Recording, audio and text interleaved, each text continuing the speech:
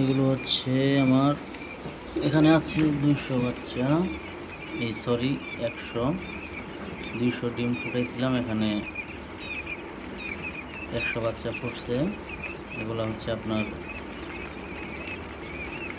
ওই দিন 6 দিনের বাচ্চা, 6 দিন, এগুলো হচ্ছে 6 দিনের বাচ্চা, 6 দিন বয়স এগুলো।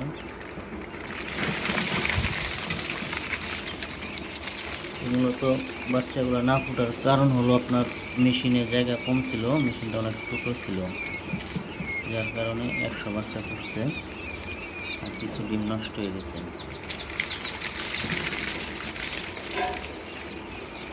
সবাই দেখেন বাচ্চাগুলো কত কিউট, বোঝাই যায় না যে 6 দিন বয়স।